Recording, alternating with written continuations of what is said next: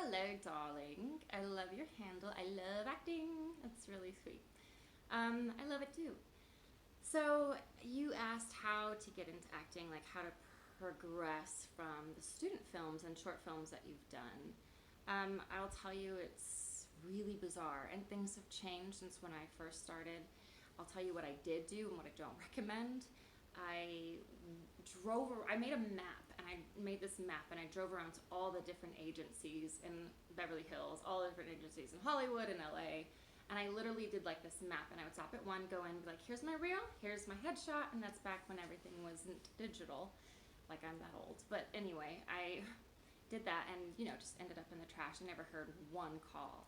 And then it was just by luck that I was on Model Mayhem that this guy who was a manager knew a photographer that was on Model Mayhem. Model Mayhem introduced me to that manager, and that manager kind of got me rolling, I should say, as far as having credibility for someone who has my back in a corner somewhere, like they're in my corner. But I don't know. It was just me all the time on Actors Access self-submitting, and me all the time on LA Casting self-submitting, until finally I got Sushi Girl, which then got recognition and got me a manager who then could get me other roles. So the thing is, it's really difficult, I think, to try to make it as an actor when you're just doing self-submissions and sending in self-tapes.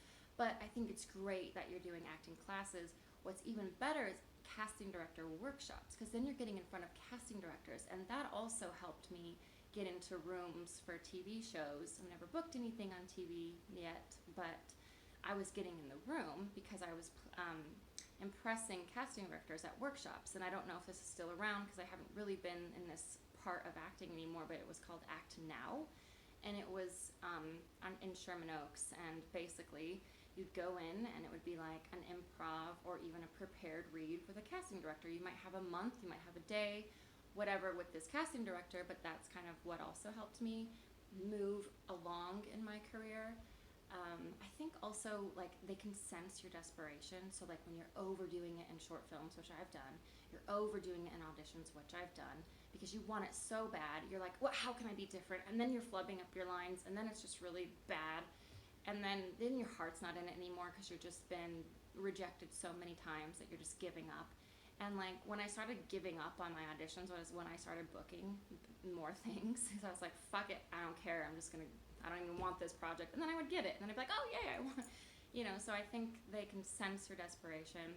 I think getting a manager is really essential, and it's difficult. I mean, I can't refer you to managers because I don't know any anymore, and mine isn't seeking clients, and at that time, and right now actually he doesn't find you work either, so you need an agent to help you find work. So it's still a game, and I'm playing this game still, even though I'm in Colorado, and it's really difficult. It's really difficult. You have to know that it's fucking difficult, and you have to put in the work. I don't know how it works for some people. Some people just show the fuck up and they're getting everything, and some people work their ass off and they're really incredible and never go anywhere. And honestly, I think it is luck. Like, it just so happened that APA agents happened to be at the Zombievers premiere and ended up wanting to sign me. And then I was all of a sudden one of the top agencies in LA for over a year, until I moved to Colorado and they dropped me. But there are things that can be on your side. Like if you do a film that gets into a film festival, and then you go to that film festival and you network with people, which I've never done because I've never gone to a film festival. Well, I mean, I went to Comic-Con and things like that, but I haven't really gone out of my way to go to a film festival. But that's where I hear a lot of successes, because when people know you, honestly, sometimes they don't care about your work so much as they care about who you are. And that's not all the time true either, because this industry it's been pretty messed up for a while. If you're an attractive young woman, if you're an attractive woman, male, whatever, doesn't matter. It ends up being about, can I fuck them? What can they do for me? How desperate are they? And that's a side of Hollywood that I've seen and been a part of as well. And it's really degrading and embarrassing and hard to do. And then you have this side where people are like, oh, you're such a cool person, like your vibe is cool, we should do a movie. And then you get in contact with producers like that. Or you do something with a director who eventually gets somewhere else, and they like you enough and they work with you again. There's all these different avenues to try to project you forward. Ideally, you have a top agent that helps you out. That's the ideal. And not everyone gets that. I don't even have that. So, but I wish you luck. So definitely don't stop. Try to do background work too when you can, because sometimes there's a stigma with that, like, oh, she just does background.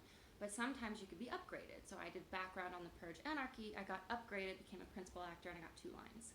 So there's those kind of things that can happen for you as well. As far as being vegan on set, once you, like, let's say you're doing a short film and you're a lead actor in the short film, they'll accommodate you. Let's say you're doing a big movie, like you're an extra in the Game of Thrones, and they put fur on you. You can't tell them no.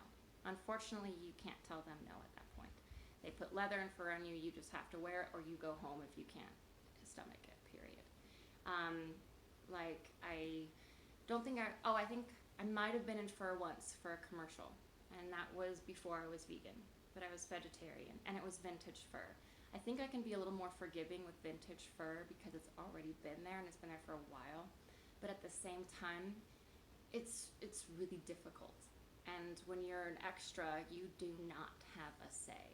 Like, I remember one time this fucking makeup artist came up to me and she was like, your nails look disgusting. I'm like, I'm an extra and I'm in the background. I'm like, I don't paint my nails anymore and I don't want them painted. And she like went over to the first aid, or the AD that was in charge of the extras, and she was like talking bad about me, but the guy had already made friends with him, and he was like, whatever, don't worry about it, Courtney. Because I was like, you have no right to tell me. I'm in the fucking background of this movie. It's called House something with Will Ferrell. And I was like, I'm not painting my nails for you. I won't do it. So things like that. But if you were on Game of Thrones and they want to put you in fur, I mean, you could probably like casually say, look, I have an allergy. Can I wear something else? And maybe they would do that for you. But a lot of times you don't have say. But as a lead actor, you have a huge say. Like, for example, on Beyond Paranormal, I'm so grateful for this. There was a scene where my boyfriend was supposed to make me lamb chops, and I was supposed to eat the lamb chops. And I wrote to them before I even met anybody. I got cast without even meeting anybody. And I was like, hey, so I just want to make sure that if there's lamb chops, they're fake and I don't have to eat them. And he's like, oh, I'll do you one better. Let's just make it a vegan meal. And I was like, holy shit, okay, that's badass. And then at that point when you're a lead, you can tell your agent or manager, or just if you're not repped, you can just be like, hey, these are my stipulations. This is what I can and cannot wear, cannot do. I mean, Joaquin Phoenix in The Gladiator said he won't wear fur or leather, so he didn't. For me, if it's a low budget movie and like the costume designer already has leather shoes and that's all she has or he has, and they don't have the budget to buy anything new and you don't have the right shoe, I will wear a leather shoe. They already have it. They're not supporting anything. It's something that's been in their costume cart for a while. Like, I just go, it's fine. Or, hey, are you even going to see my feet? And then I won't wear them. But I do always say, look, I don't want gelatin in my prosthetics or fake blood or, effects makeup. I can't have glycerin unless it's plant-based. And, they do sweat with glycerin. It's got to be plant-based.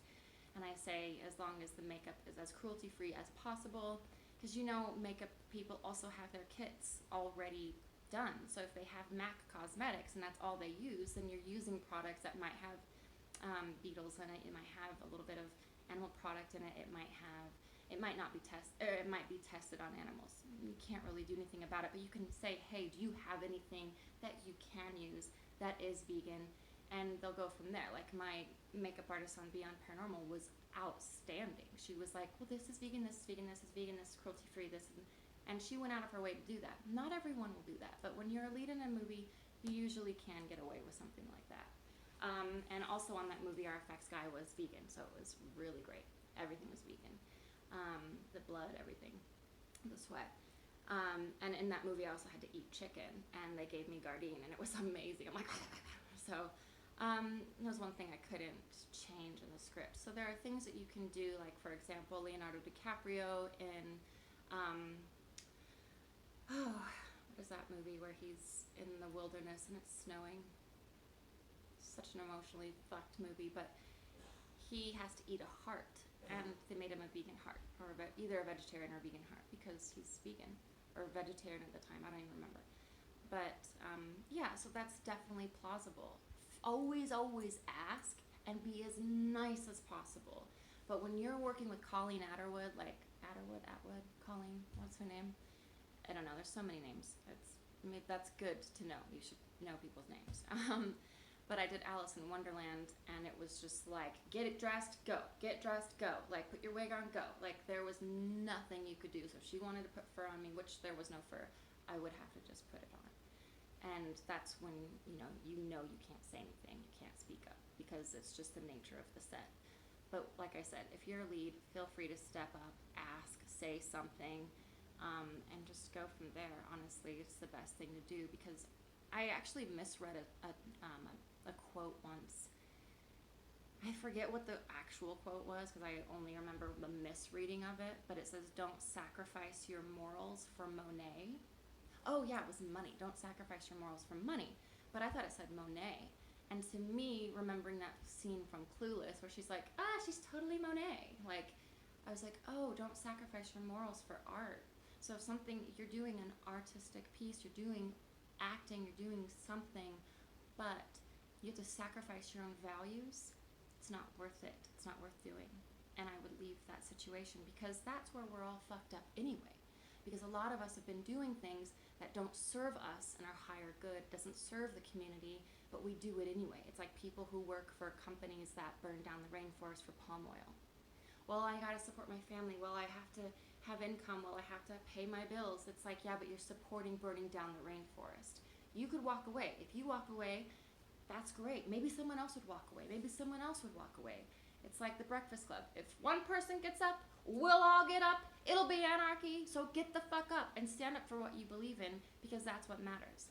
Like right now, the Toronto Film Festival is supporting Canada Goose jackets, where coyotes are killed and geese are killed to make a fucking jacket.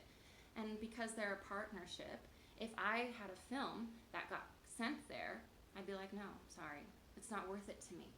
It's not worth it to me to be a part of something that supports cruelty. And granted, you can be like, oh, well, you were in Zombievers, and there was a bear, and there was a deer, and there was a dog, and they were all actors. Trust me, I didn't know that. I get on set, oh, there's a bear today. Didn't know that.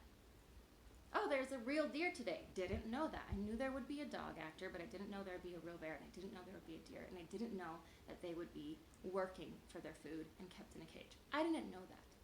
Had I known that ahead of time, probably wouldn't have done the film.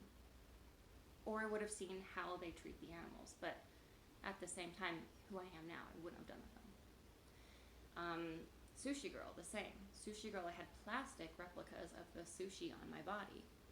Then, when it was time for an actor to reach in and grab a piece of sushi, they'd put a real piece on me. Back then, I was vegetarian. I was a little bit more like, oh, it's okay if you're actually eating it, you're not wasting it. And I would make all these excuses. Now, who I am now, I'd be like, make vegan sushi. Or I won't do it. So, hope that answered your questions. Don't sacrifice your morals for Monet. And yeah, network, talk to people. I mean, I got on Dead Ant with Ron Carlson just by tweeting to him. I said, hey, I read your script. I auditioned for the part, didn't get it, but I thought it was fucking hilarious. Good job, man. Somehow he saw that, reached out to me, and wrote me into the movie. Put me in the movie, and now we're doing another film together.